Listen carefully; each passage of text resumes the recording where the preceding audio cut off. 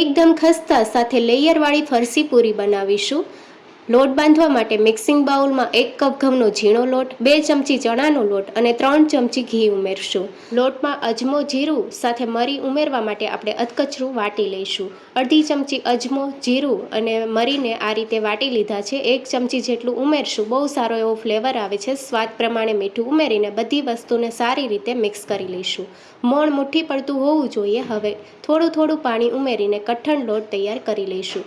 તો પૂરી માટે આપણે કઠણ લોટ બાંધવાનો છે અને કઠણ લોટ બાંધવા માટે અડધા કપથી થોડું ઉપર પાણીની જરૂર પડી છે। હવે લોટમાં અડધી ચમચી જેટલું તેલ ઉમેરીને સારી રીતે મસળી લઈશું। લોટને મસળવાથી એકદમ સ્મૂથ તૈયાર થઈ જશે। હવે ઢાંકણ ઢાંકીને 15 મિનિટ માટે મૂકી દઈશું। પૂરી માટેનો લોટ સારી રીતે સેટ થઈ ગયો છે। હવે લોટમાંથી મીડિયમ સાઇઝના લુવા તૈયાર કરી લઈશું। તો આ લુવામાંથી આપણે રોટલી તૈયાર કરવાની છે, એટલે મીડિયમ સાઇઝના લુવા તૈયાર કરી લેવાના। અને હવે સ્લરી તૈયાર કરવા માટે 1 ચમચી ચોખાનો લોટ, 2 ચમચી ઘી ઉમેરીને સારી રીતે મિક્સ કરી લઈશું। સ્લરી તૈયાર થઈ ગઈ છે। હવે લુવામાંથી આપણે રોટલી તૈયાર કરી લઈશું। સૂકા લોટથી કોટ કરી લીધું છે અને એકદમ પાતળી રોટલી તૈયાર કરી લેવાની છે। રોટલીની થિકનેસ તમે જોઈ શકો છો, એકદમ પાતળી છે। હવે રોટલી ઉપર સ્લરી લગાવી દઈશું।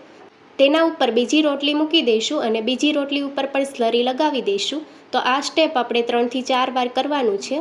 તો અહીંયા મેં 4 રોટલી લીધી છે, તમે 3 રોટલીમાંથી પણ તૈયાર કરી શકો છો। થોડું વેલણ મારી દઈશું અને ફરી પાછી સ્લરી લગાવી દઈશું।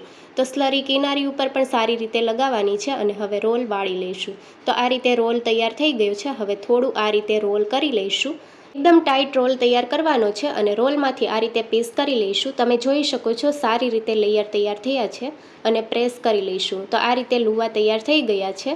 હળવા હાથે ઓવલ શેપમાં પૂરી વણી લઈશું। તો આ રીતે બાકીની બધી પૂરી તૈયાર કરી લીધી છે।